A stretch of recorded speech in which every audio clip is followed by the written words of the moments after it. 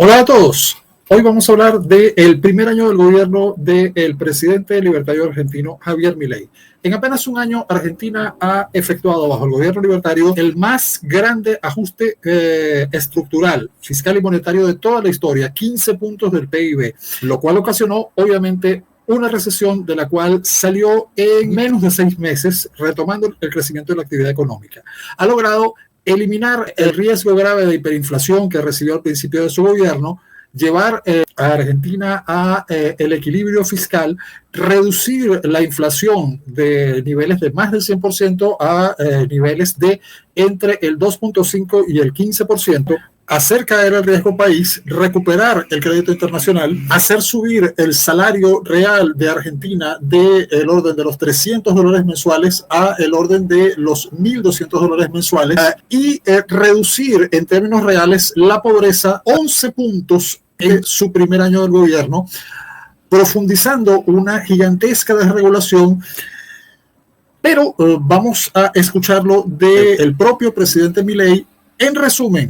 Pero antes, no olvide darnos like. Sus likes son muy importantes. A suscribirse al canal y si ya está suscrito, hacerse miembro del canal desde $1 mensual para recibir todos nuestros estrenos anticipados, ver todo antes que el resto del público, recibir descuentos y toda otra serie de importantes ventajas, mientras apoya que sigamos haciendo cada vez más y mejores contenidos. Vamos entonces con palabras del propio presidente Milei de lo que ha sido su primer año de gobierno en resumen.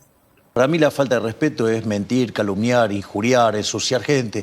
Y lo puedes hacer con un lenguaje florido, pulcro y faltar el respeto de manera brutal y ser profundamente violento, aún usando palabras suaves y lindas.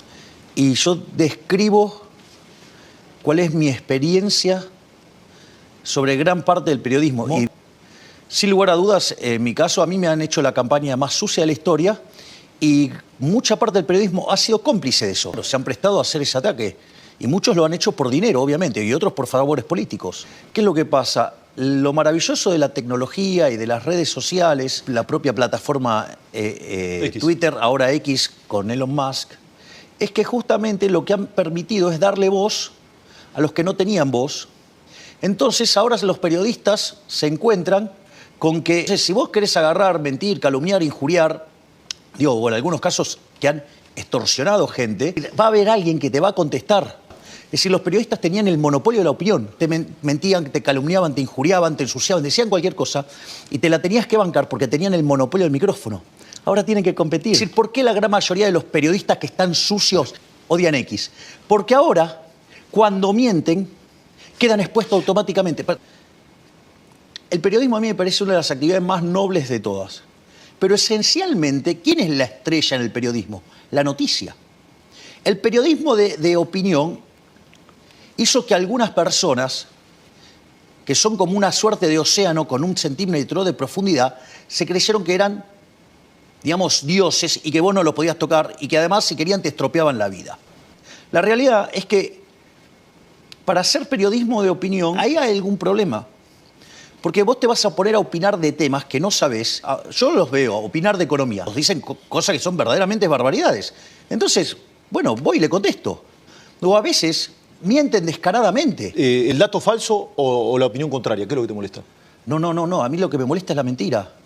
Digamos, a vos te no que te cuestionen. No, pero eso, además, a vos te consta porque hay algunos compañeros tuyos de La Nación Más que me han hecho cuestionamientos y yo los he llamado para darle las gracias. Lo sé. Y además, cuando me hicieron el punto, a los 30 minutos el problema lo había arreglado. Este es un gobierno que hace muchas cosas. Cuando vos haces muchas cosas... Erra penales también. Y a veces la tirás a la tribuna, ¿qué le vas a hacer? O sea, son cosas que pasan. Fíjate esto.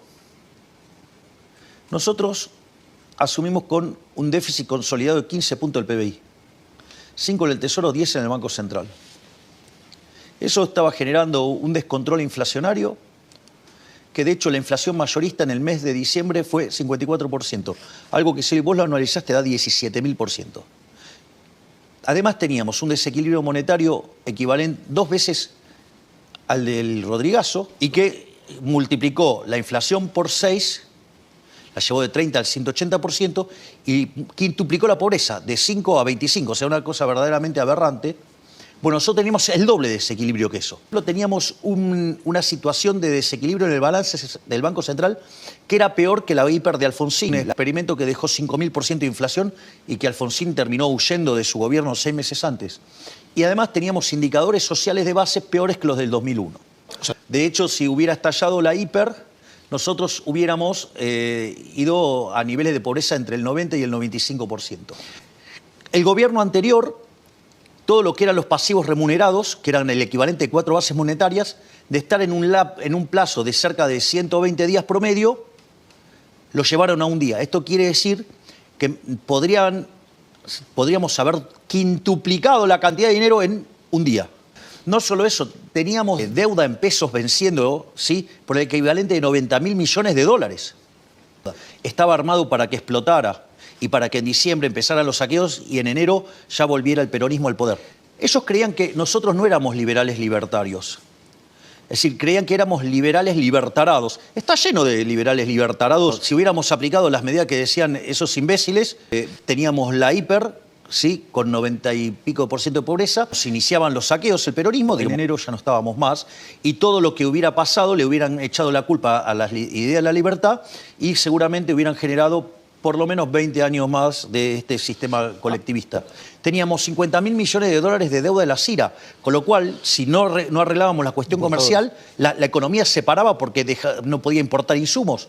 Teníamos 10.000 millones de dólares, un poco más, de deuda con los pagos de dividendos. Teníamos, además, reservas internacionales netas negativas por 12.000 millones de dólares. Dijimos, bueno, para cortar la inflación hay que cortar la emisión monetaria. Hacemos el postulado de que íbamos a ir a déficit cero durante el 2024. Teníamos vencimientos de deuda en dólares por 25.000 millones de dólares, gran parte con organismos multilaterales, y había que poner en caja el programa. El fondo no creía que podíamos hacer lo que hicimos. Y lo increíble es que nosotros alcanzamos el equilibrio fiscal en enero. De tener los bonos en 20, 25 dólares, con un riesgo país de 3.000, hoy están cerca de 70, con un riesgo país de 740. Teníamos el problema del Banco Central, que decían que íbamos a hacer un plan Bonex. Nosotros no hicimos un plan Bonex. Nosotros, conforme íbamos mejorando las cuentas públicas e íbamos validando las cuentas públicas positivas, superavitarias, eso nos permitió pasar deuda del Banco Central al Tesoro. Deja de ser emisión monetaria futura y por ende la expectativa de inflación cae. Que eran 4 bases monetarias que había que sacar, era un tema bastante complejo. Entonces, lo resolvimos en 6 meses. Frenaste el mecanismo de emisión por déficit fiscal, frenaste el mecanismo de emisión endógena, diseñamos el crawling peg, que eso también fue muy importante, porque no podíamos sacar el cepo, porque teníamos un montón de problemas en el balance del Banco Central de stocks. Sí. Porque como nosotros creemos en la libertad, esto es un proceso de mercado y se tiene que resolver voluntariamente. Como además hicimos un salto cambiario, achicamos el exceso de oferta de divisas, con lo cual achicamos el exceso de oferta en el resto de la economía. Cayó menos la actividad, cayó menos el empleo, cayeron menos los salarios reales y hubo menos pobres indigentes de los que podría haber habido. En 6 meses limpiamos la hoja del Banco Central, esto es un milagro. O sea que en 6 meses Argentina hizo un ajuste fiscal de 15 puntos del PBI. En el mundo, reconocen nuestros logros de manera impresionante. La inflación del consumidor fue 2,7. Ahora, sucede que nosotros tenemos el crawling peg y tenemos la inflación internacional. Eso te da una inflación inducida de más o menos del 2,5 mensual. Con lo cual, la verdadera inflación es 0,2. 0,2 anualizado es 2,5%. Que estamos llevando a la inflación a niveles que oscilan entre el 2,5 y el 15. Ahora, ¿qué era lo que nos decían? Bueno, pero va a tener un costo en términos de actividad monstruoso. Va a explotar la pobreza y la indigencia. ¿Cuál es la pobreza que dejó el kirchnerismo? ¿41 o el 57 que al que saltó en diciembre en las estimaciones que hace Martín González Rosada? Argentina mide la pobreza por línea de ingresos. Vos computás una canasta, la básica alimentaria para la línea de indigencia y la básica total, y eso es los ingresos que vos necesitas tener para no caer en la pobreza. Cuando vos tenés controles de precios, los precios que controlan, ¿cuáles son? Los que dan en la canasta, claro. Entonces, el que hace la política económica lo hace a propósito. Es un mentiroso. Si los controles de precios los funcionarios nunca dicen. Ahora, vos tenías esos pesos. Esos pesos decían que vos podías comprar esa canasta Ahora la pregunta es si ibas al supermercado y estaban los bienes. Eso, la gran mayoría no estaban. Quiere decir que vos tenías un indicador de pobreza que ya tenía el problema que traía el rezago y tenía el problema que además los productos no estaban en la góndola. Porque sí, muy lindo la estadística que computás, pero vos no comés estadística, vos comés producto de verdad. Y vos necesitas que los productos aparezcan. ¿Cómo aparecen? Y normalizando los precios. Cuando normalizás los precios, estadísticamente te lo registra. Y eso hace que te sincere el nivel de pobreza que había. Entonces te salta a 57%. ¿Sabes cuánto es hoy el nivel de pobreza acorde a las estimaciones de Martín González Rosada? ¿Cuánto? 46. Vos te das cuenta, la bajamos 11 puntos. Bajamos la pobreza en 9 meses en 11 puntos. Sí. La recesión terminó en abril-mayo. La economía cayó y rebotó y hoy está por encima del nivel que tenía en diciembre. El ajuste fiscal más grande de la historia y no tuviste, digamos, impacto en actividad punta a punta. En realidad, punta a punta mejoró. Obviamente que cuando tomes la frecuencia en la cual se mide el PBI, que son trimestres, y como vos venías cayendo, los primeros te van a quedar comparando contra niveles muy altos, pero es como que me echaras la culpa a mí, digo, de la debacle que traía el gobierno anterior. ¿Sabes cuánto emitió el gobierno anterior para pagar déficit el año pasado? ¿Cuánto? 13 puntos del PBI, la base era 2,5. Listo, ya está, ¿me entendés? Que tenías un desastre. De lo que hicimos. O sea, estamos destruyendo la inflación. No sufrimos en actividad, no sufrimos en empleo. Los salarios reales están por encima de lo que teníamos cuando asumimos. ¿Vos sabés cuánto era el salario básico o promedio, digamos, formal antes de que asumimos? $300. ¿Sabés cuánto es hoy? ¿Cuánto? 1.100. Hoy el dólar está abajo del que asumimos, porque cuando asumimos estaba en 1.300, hoy está a menos de 1.100. Sí. A ver, si ahora hay un cambio de era. Yo creo que hay un cambio de época, porque la gente se dio cuenta que es mejor que le digan una verdad dura antes que una mentira confortable. Yo lo voy a poner en estos términos. A mí me votaron con un mandato muy claro. A mí me pedían que baje la inflación y que termine con la inseguridad. Sí. Por un lado, la motosierra, el ajuste fiscal. Por otra parte, nosotros hablamos de competencia de monedas. Después le pusieron dolarización, pero siempre fue competencia de moneda. Hoy existe competencia de moneda. ¿Sabes que si vos quisieras hacer una transacción hoy en dólar, bueno, lo que quieras lo puedes hacer? Lo puedo hacer. Lo que quieras, puedes hacer la moneda que se te dé la gana. Tema no menor. Con lo cual en eso también avanzamos. Pero no solo eso. Yo dije que el que las hace las paga. Digamos, terminamos con los piquetes. No hay más piquetes en la Argentina. Eso es cierto. Dijimos que íbamos a terminar con los gerentes de la pobreza. Terminamos con los gerentes de la pobreza. Y decían que eso era imposible, ¿no? Y nosotros lo hicimos. Mirá cómo funcionó el plan Bandera en Rosario, digamos, con la gestión de Bullrich. Lo hizo bajar los asesinatos 90%. Vamos, digamos, o sea, mirá cómo están mejorando los indicadores de seguridad. De hecho, es tan importante el programa de seguridad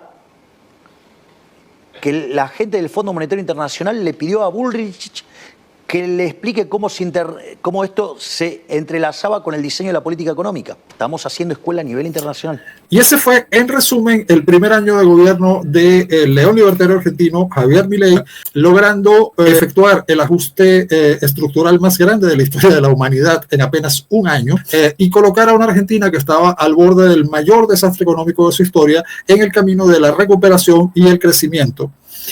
Falta todavía desmontar el cepo cambiario, cosa que ocurrirá en los próximos meses, y ver los resultados económicos, políticos y culturales de este gigantesco proyecto libertario que se ha convertido en un modelo de estudio para premios Nobel de Economía de gobiernos como el de Donald Trump, y es el nuevo modelo de la libertad para el mundo.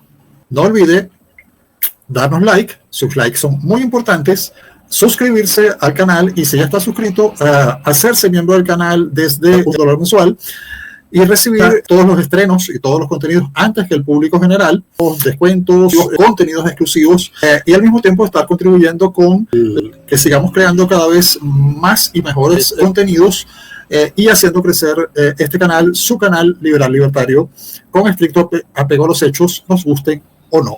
Y el hecho es que en su primer año de gobierno, Javier Milei ha tenido un éxito arrollador pero todavía queda muchísimo camino por andar para, como él dice ahora, con su nuevo amigo Donald Trump, hacer Argentina grande otra vez. Make Argentina great again. Nos estaremos viendo en el próximo video.